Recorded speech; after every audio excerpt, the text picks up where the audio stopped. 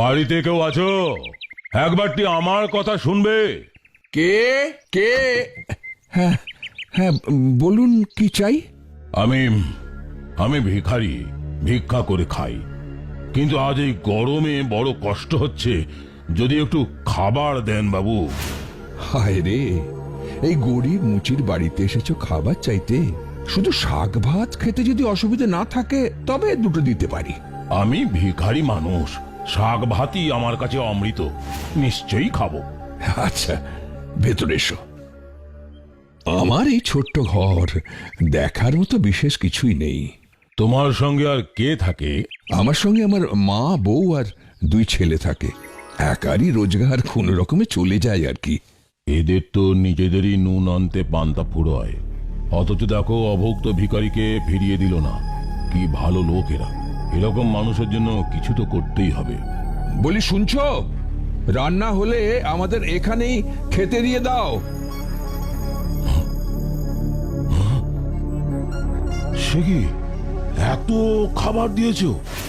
ভগবান যেদিন যেমন দেন, তার ইচ্ছেতেই আজ এই খাবার পেয়েছি। নিন নিন, শুরু করুন। আচ্ছা।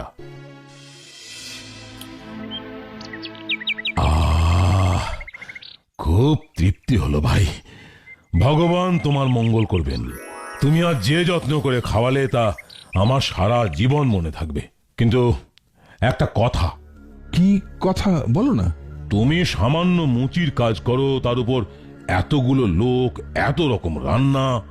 ও হরি, এই কথা? মানে এই যেদিন ভালো রোজগার হয় সেদিন একটু ভালো মন্দ রান্না হয়। কাল একটু বেশি পয়সা পেয়েছিলাম, তাই আজ এমন খাওয়া হলো। বুঝলাম। কিন্তু ভাই একটা কথা বলো, আগামীকাল কাজ না পেলে কি করবে? কালকে চিন্তা কালকে, ঠাকুর ঠিকই কোনো না কোনো উপায় বার করে দেবেন। তা নিয়ে আজ ভেবে লাভ কি? বুঝেছি। সঞ্চয়ের দিকে কোনো মনই নেই ওর, সেদিকে যাতে মন যায় তার ব্যবস্থা করতে হবে।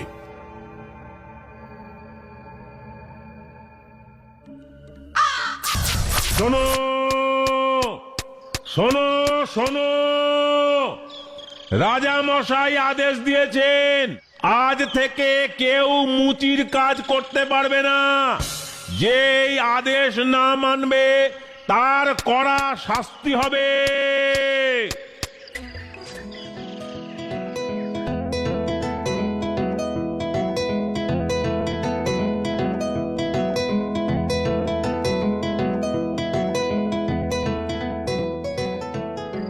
ভাই পরাশর, পরাশর, বাড়ি আছো? উমা, তুমি? ঘরে এসো, ঘরে এসো। খুব ভালো লাগলো তোমাকে দেখে। ইস, পথে ঘুরে ঘুরে মুখটা একদম শুকিয়ে গেছে গো। খেয়ে যাবে কিন্তু। বাবা, আজও এত খাবার! ব্যাপারটা বুঝতে পারছি না তো। তবে কি ওর অন্য রোজগার আছে যেটা আমাকে গোপন করছে? এ কি, চুপচাপ বসে আছো যে?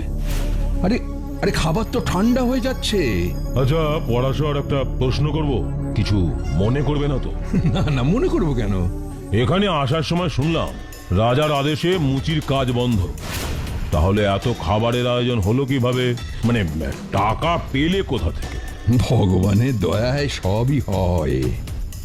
রাজামশাই রোজগারের একটা উপায় বন্ধ করেছেন। অন্য উপায় তো আছে। জঙ্গলে চলে গেলাম, সেখানে শুকনো ডালপালার তো অভাব নেই। সেগুলো এনে টুকরো টুকরো করে বাজারে বিক্রি করি। কাঠ বিক্রি করে অনেক বেশি আয় করেছি আজ, বুঝেছ? একটা উপায় বন্ধ করেছি, অন্য উপায় ধরেছে। কাজের কাজ কিছুই হলো না দেখছি। আবার তোমাকে শিক্ষা দেবার ব্যবস্থা করছি।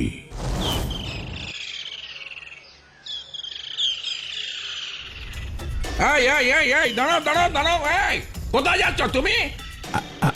আমি আগে আমি যাচ্ছিলাম কাঠ কাটতে। কাঠ কেটে বিক্রি করি আমি। রাজার হুকুম অমান্য করছো, এত দুঃস্পর্ধা তোমার? কি হুকুম জানি না তো। মহারাজ হুকুম দিয়েছেন এই রাজ্যে কোনো গাছ কাটা যাবে না, শিকার করা যাবে না। যে মানবে না তার শাস্তি হবে। শাস্তি হবে? হ্যাঁ, শাস্তি হবে। চলো চলো রাজার কাছে চলো। কেন? আমি তো কোনো কথা না বলে আমাদের সঙ্গে চলো চলো চলো। ও, তুমি রাজার আদেশ না মেনে জঙ্গলে গিয়েছিলে। রাজার আদেশ অমান্য করার শাস্তি তুমি জানো? আগে আগে আপনি আপনি বিশ্বাস করুন, আমি আমি সত্যি এই আদেশের কথা জানতাম না হুজুর। তা জঙ্গলে যাওয়ার কারণটা কি? আগে ওই গাছের শুকনো ডালপালা কাটতে, কাঠ বেচে রোজগার করি, তাতে আমার সংসার চলে। কিন্তু আজ তো আমি কাঠ কাটিনি। কাঠ কাটার আগেই তোমাকে ধরে এনেছে, তবে তো দোষ হয়নি। আমি কিন্তু তোমাকে অন্য কাজ দিতে পারি। অন্য কাজ দেবে না? মানে সে তো খুব ভালো। কি কাজ হুজুর? বলুন না, বলুন না। আমি করব, আমি করব। রাজ দরবারের জন্য একজন প্রহরী লাগবে। সেই প্রহরীর কাজ করতে পারবে? খুব পারবো হুজুর। আচ্ছা, তুমি ওদের সঙ্গে যাও। ওরা যা পোশাক দেবে সেটা পরে এসো। যথা আজ্ঞা। বাহ, বেশ মানিয়েছে, চেনাই যাচ্ছে না একেবারে। বেশ বেশ। হুজুরের দয়া। তাহলে লেগে পড়ো। দরবার রক্ষা করার দায়িত্ব কিন্তু তোমার। আগে হুজুর। এই তলোয়ারটা নাও পরাশর, এটা সর্বদা সঙ্গে রাখবে। আচ্ছা হুজুর। আগে আগে প্রণাম। মহারাজ প্রণাম। যা বলেছি করেছো তো? হ্যাঁ মহারাজ, আপনার কথা মতোই সব কাজ হয়েছে। এবারও কি করে আমি দেখব।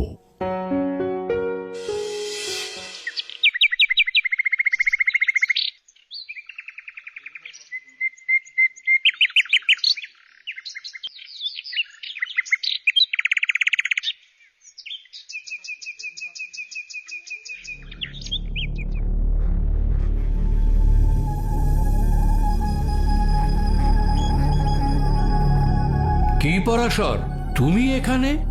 কিছু বলার আছে নাকি? হ্যাঁ, মানে বলছিলাম হুজুর, আমার তো আজকের কাজ শেষ। সে তো খুব ভালো।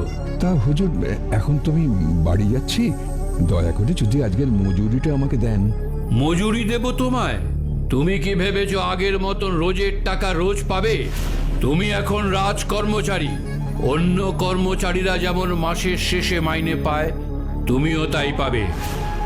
ও, মাসের শেষে মাইনে পাবো?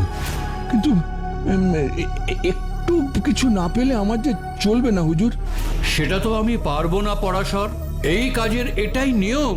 তোমার জন্য নিয়ম ভাঙলে অন্য কর্মচারীরাও রোজ রোজ টাকা চাইবে। এটা তো সম্ভব নয়। কিন্তু হুজুর, হুজুর আমার যে খুব অসুবিধে হয়ে গেল। টাকা না পেলে আজ সবাইকে উপোস করে কাটাতে হবে। দয়া করে কটা টাকা না হয় আমাকে ধারই দিন। আমার কিছু করার নেই পরাশর, এটা মহারাজের নিয়ম। এই নিয়ম আমি কিছুতেই ভাঙতে পারবো না। তুমি মাসের শেষেই টাকা পাবে, তার আগে নয়। তুমি এখন যাও।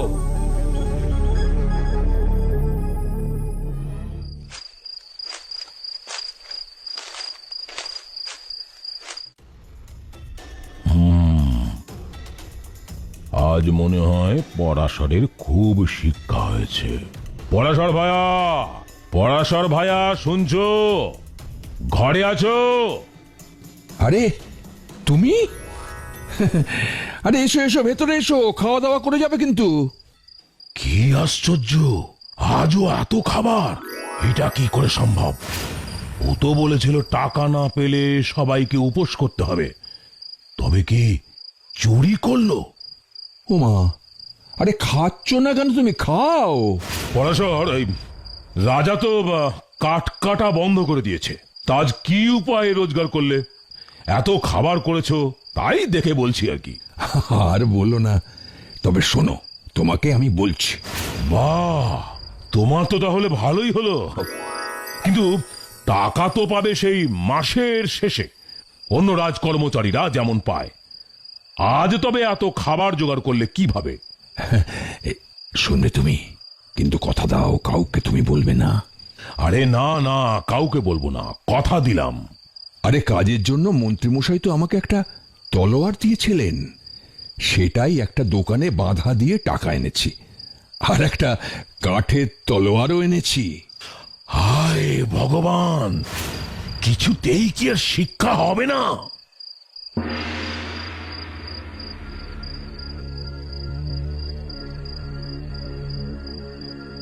হুজুর, আপনি আমাকে ডেকেছেন?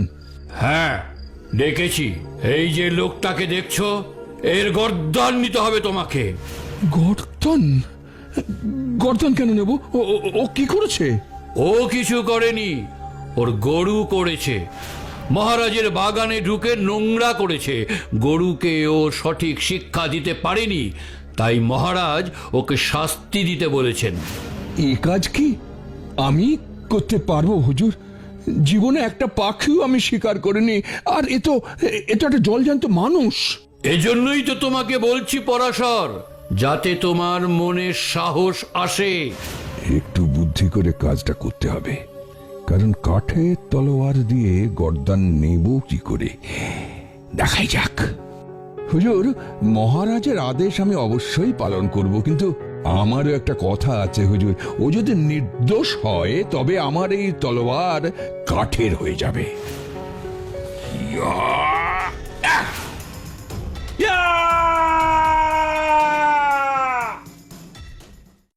মহারাজ বিজয় রায়ের কাছে এই খবরটা গেল। তিনি তার ঘরে পরাশরকে ডেকে পাঠালেন। পরাশর ভয়ে ভয়ে সেখানে গেল, কিন্তু রাজাকে দেখেই সে চিনতে পারল। আপনি? হ্যাঁ পরাশর, আমি ভিখারির ছদ্মবেশে তোমার বাড়িতে গিয়েছিলাম, কিন্তু তোমার ভবিষ্যতের জন্য সঞ্চয়ের কোনো চিন্তা নেই দেখে তোমাকে শিক্ষা দিতে চেয়েছিলাম। তবে ঈশ্বরের প্রতি তোমার বিশ্বাস, আতিথেয়তা, সততা দেখে আমি মুগ্ধ।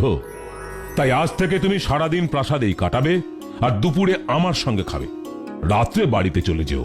মহারাজ, আমিও বুঝতে পেরেছি সঞ্চয় করা কতটা জরুরি, আর কখনো আমার এই ভুল হবে না মহারাজ।